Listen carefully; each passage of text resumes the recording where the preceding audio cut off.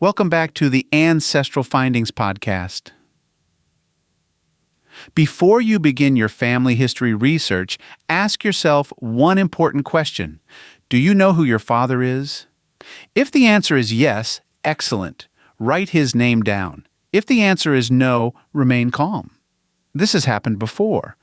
In some families, the truth arrives quietly through a birth certificate, an old letter, a family Bible, or a DNA match. In other families, the truth arrives during a dramatic confrontation on a narrow platform while someone is breathing heavily through a helmet. Genealogy has a way of uncovering things. It can reveal where your people came from, what they survived, who they loved, where they lived, and which family stories were true. It can also reveal that Grandpa's story about being related to royalty was really about a second cousin who once played a king in a church Christmas pageant. That is why we research. We do not trust every family legend. We do not copy every online tree. We do not accept every record without checking it. And we certainly do not assume we are descended from Darth Vader just because one uncle owns a black cape and walks around the house breathing loudly. Still, questions remain. Have you ever wondered where your inner strength came from? Have you wondered about the people who may have passed down your intelligence, your stubbornness, your fighting spirit, and your ability to make a dramatic entrance at family gatherings? Do you feel a strange pull toward old records, dusty courthouses, cemetery maps, and family secrets? Do you sometimes look at a stack of census records and think, the force is strong with this one? Do you have an unexplained urge to search old newspapers at 1 a.m.? Do you own a helmet with a built-in breathing machine? If you answered yes to any of these questions, then you may be one of my relatives. I am Darth Vader, and I may be your grandfather. Do not panic. Panic is not useful in genealogy. Neither is guessing. Neither is building an entire family tree from one shaky online hint while muttering, "This is probably close enough." A good genealogist does not panic. A good genealogist asks questions, gathers records, checks sources, compares evidence, and only uses the force when the courthouse clerk says, "Those records might be in the basement, but nobody has looked in that box since 1978. That is when patience becomes necessary, and possibly a cape. Start with what you know. Every good genealogy search begins in the same place. It begins with you.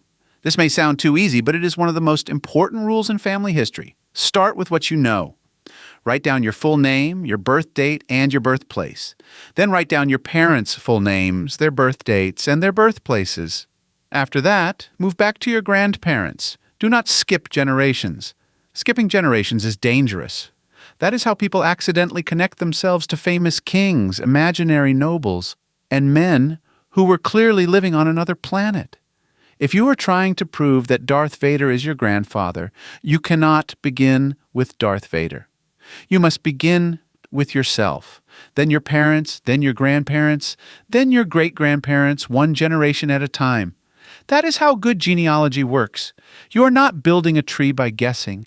You are building a tree by proving each connection. You need to know that the person you call your grandfather is truly connected to your parent. Then you need to know that your great-grandfather is truly connected to your grandparent. Every branch needs support. A family tree without proof is like a Death Star with a small exhaust port. It may look impressive, but there is a problem waiting to be found. Ask your family before the stories disappear. The next step is talking with the living members of your family. Start with your parents if they are still living. Ask them about their parents. Ask for full names, maiden names, birth dates, birthplaces, death dates, burial places, marriages, siblings, and family stories. Then ask about the things that do not appear on a chart. Where did the family live? What kind of work did they do? What churches did they attend? Who served in the military? Who moved away? Who stayed close to home? Who was the storyteller? Who was quiet? Who was the one everyone still talks about? And who was the one nobody talks about unless someone changes the subject? Every family has those people. You do not need to turn the conversation into an interrogation. You are not standing in a dark room on the Death Star demanding answers. You are having a family conversation. Be patient. Let people talk. Let stories come out naturally. You may ask one question and receive 10 minutes of memories. That is good. Let it happen. You might ask, "What was Grandma like?" And the answer may begin with, "Well, she made the best biscuits." That may not sound like genealogy at first, but keep listening. The biscuit story may lead to the old family farm, the kitchen table, the neighbors, the church picnic, the family cemetery, and the cousin who still has Grandma's recipe book. That is how genealogy often works. One small memory leads to another clue. Conduct family interviews. A phone, tablet, or audio recorder can be a powerful tool for family history. Use it to record interviews with older relatives, but always ask permission first. You can say, "I'd like to record this so I don't miss anything. Is that okay?" Most people will agree. Some may not. Respect their answer. When you interview family members, ask open questions. These are questions that invite stories. Instead of asking, "Did you like school?" Ask, "What was school like when you were young?" Instead of asking, "Did your family have money?" Ask, "What was daily life like in your home?" Instead of asking, "Were we related to Darth Vader?" Ask, "Were there any relatives with strong opinions about galactic order?" Ask about childhood homes. Ask where the kitchen was. Ask what meals they remember. Ask who cooked. Ask whether they had a garden. Ask whether they had a radio, a television, a telephone, or indoor plumbing. Ask about the first car in the family. Ask about family holidays. Ask about weddings. Ask about funerals. Ask about hard times. Ask about funny stories. Ask about the relatives who made everyone laugh. Ask about the relatives who made everyone sigh. These details help bring your ancestors back into view. A chart can tell you that your great-grandmother was born in 1912 and died in 1987. That is useful. But a story can tell you that she sang while washing dishes, kept buttons in a coffee can, made soup every Friday, and would not let anyone leave her house hungry. That is family history. It is not only names and dates, it is people, even if one of those people owned a lightsaber and made very poor choices. Study the family photos. Family photographs are more than pictures. They are records. Ask relatives if they have photo albums, framed portraits, loose photographs, slides, home movies, or boxes of pictures in closets and attics. When you find old photos, do not assume everyone will always know who's in them. Ask now. Label them now. A photo without names can become a mystery very quickly. Do not write Grandpa and some people. That will not help anyone in the future. Write something like Walter James Smith left with his brother Thomas Smith and cousin Robert Johnson, taken near Batavia, Ohio, about 1948, identified by Aunt Mary Smith in 2026. That kind of note can help the next person who studies the family look closely at old photographs. And sometimes the clue is not the person in the middle. Sometimes it is a house number in the background. Sometimes it is a sign on a store. Sometimes it is a uniform, a car, a cemetery stone, a church building, or a handwritten note on the back. A good researcher notices details. A Sith Lord may rely on fear. A genealogist relies on observation and preferably a magnifying glass. Search the family papers. Your family may already have records that can help you. These may be tucked away in drawers, closets, basements, filing cabinets, trunks, or old boxes. Look for family Bibles, birth certificates, marriage certificates, funeral cards, obituaries, letters, diaries, yearbooks, scrapbooks, military papers, land deeds, church programs, recipe books, and newspaper clippings. Also, watch for unusual items. Jewelry may have initials. A watch may have an inscription. A trunk may have a travel label. A quilt may connect to a family story. A funeral card may provide birth and death dates. A Bible may contain handwritten family entries. A yearbook may show where someone went to school and what activities they joined. And if you find a lightsaber, photograph it from several angles and write down who owned it. Do not activate it in the living room. Family objects can carry stories. They may not prove an entire family line by themselves, but they can give clues. They can point you toward places, dates, names, and relationships. Sometimes one old letter can explain a family move. One postcard can reveal a place of residence. One funeral card can identify a cemetery. One newspaper clipping can name relatives you did not know existed. Do not overlook the little things. Genealogy often rewards the person who takes time to look carefully. Go to the records. Once you have gathered what your family knows, it is time to search records. Records are where family stories are tested. You may have heard that your ancestor was born in Kentucky. A census record may say Tennessee. A death certificate may say Virginia. A marriage record may say Ohio. At that point, you do not choose the answer you like best. You gather more evidence. Census records can show where a family lived, who lived in the household, ages, birthplaces, occupations, and sometimes relationships. Birth records may name parents. Marriage records connect families. Death records may provide birth dates, birthplaces, spouses, parents, and burial places. Military records can show service, units, pension files, physical descriptions, and family information. Land records can show where people lived and how property moved through a family. Probate records can reveal heirs, debts, property, and family connections. Church records may include baptisms, marriages, burials, membership lists, and other valuable details. Newspapers can be especially helpful. Your ancestors may appear in birth announcements, marriage notices, obituaries, school news, church news, business notices, court reports, military updates, and community columns. A small newspaper item may open an entire branch of the family. One line might say that your great-grandfather visited his brother in another town. That tells you the brother was living, where he lived, and possibly where to search next. One obituary might name children, siblings, parents, a spouse, a cemetery, and a church. One court notice might explain a family dispute. One article might show why a family moved. One social column might say that Mrs. John Smith entertained her sister from Kentucky, and suddenly Kentucky becomes part of the search. Records are not always exciting at first glance. Some are dry, some are hard to read. Some are buried in courthouse books, old newspapers, or online databases.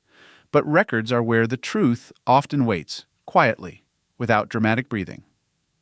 Visit libraries and local history rooms. Public libraries can be excellent places for genealogy research. Many libraries have local histories, old newspapers, city directories, cemetery books, maps, family histories, and access to genealogy databases. Do not ignore librarians. Librarians are powerful allies. They may not carry lightsabers, but they know where things are hidden. A librarian may help you find a newspaper index, an old county history, a cemetery transcription, or a local file that is not available online. Some libraries also have genealogy rooms or local history collections. If your family lived in a particular county for several generations, check that county's library, historical society, courthouse, and archive. Local sources can contain information that national websites do not have. A family may be nearly invisible in one database, but appear clearly in local records. The force may be strong, but the local history room is stronger. Use online genealogy sites carefully. Online genealogy sites can be very helpful.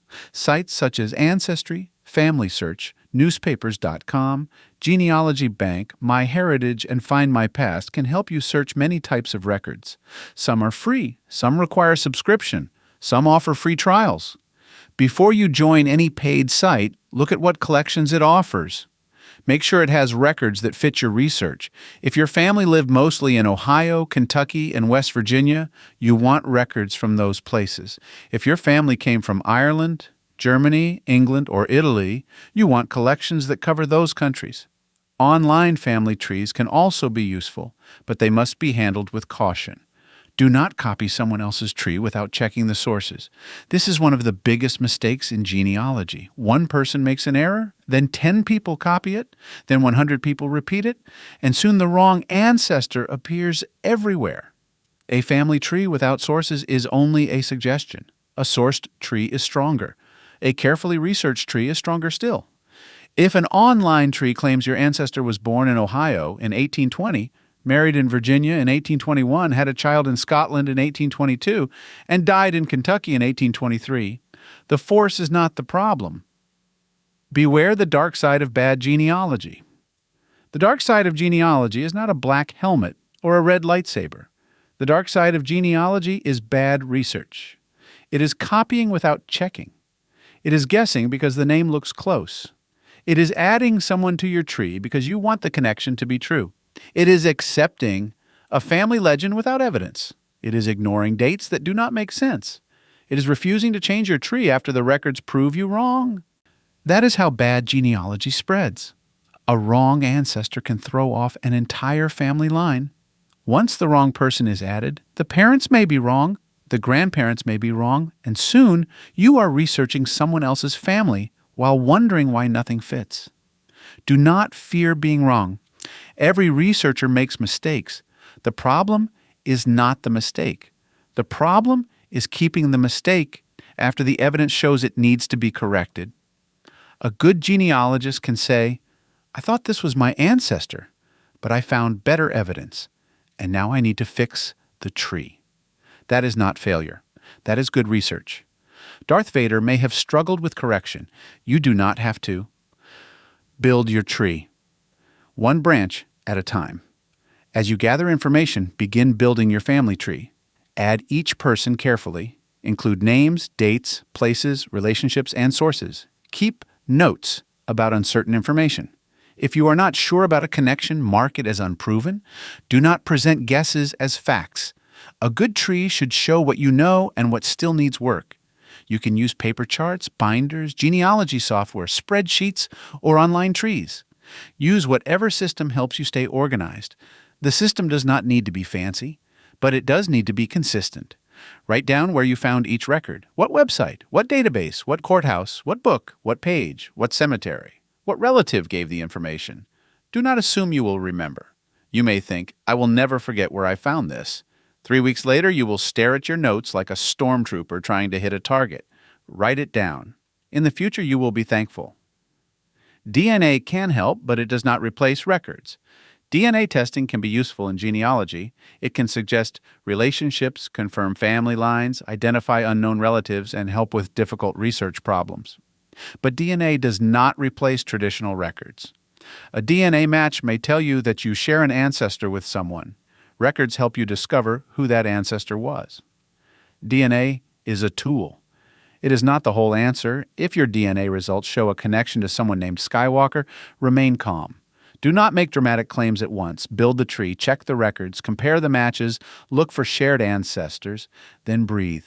Loudly if necessary. DNA can also reveal unexpected information. It may uncover unknown parents, half-siblings, adoptions, name changes, or family secrets. These discoveries should be handled with care. Remember that family history involves real people. Some are living, some are gone, some stories are painful. Some discoveries need wisdom before they are shared. Not every finding needs to be announced at Thanksgiving dinner, especially not while holding a lightsaber. Expect brick walls. At some point, you will run into a brick wall. A brick wall is a place where the research stops. You cannot find the parents. You cannot find the marriage. You cannot find the birthplace. You cannot find out what happened to a person.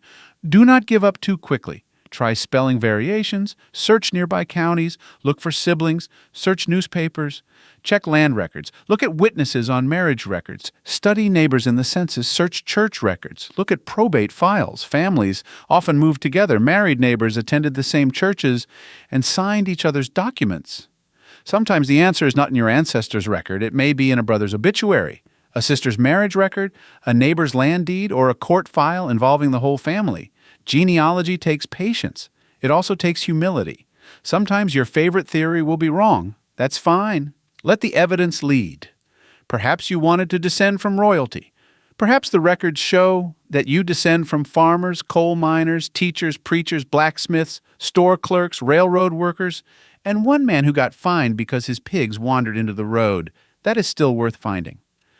Your ancestors did not have to be famous to be important to your story. Most people in history lived ordinary lives. They worked, raised families, worshipped, struggled, moved, cooked, repaired, planted, built, served, and survived. They are the reason you are here, even if none of them had a dramatic entrance theme. Remember, why you are searching genealogy is not only about finding famous names or dramatic secrets. It is about recovering lives. It is about putting names back into place. It is about understanding how families moved, how they survived, how they changed, and how their choices reached the generations after them. You may discover courage in ancestors who crossed oceans, fought wars, started over, buried loved ones, or held families together through hard seasons. You may discover strength in people who endured illness, poverty, loss, migration, and uncertainty. You may discover creativity in musicians, writers, teachers, builders, cooks, photographers, inventors, and people who solved problems without recognition. You may discover faith, stubbornness, humor, hardship, and hope. And yes, if you search long enough, you may discover a relative with a dark cloak and a complicated past. Every family has complications. The goal of genealogy is not to prove that every ancestor was perfect. They were not. The goal is to understand them as honestly and fully as the records allow. Some ancestors made good choices, some made poor choices. Some left clear records, some vanished into mystery. Some stories will make you proud, some will make you pause. All of them are part of the search.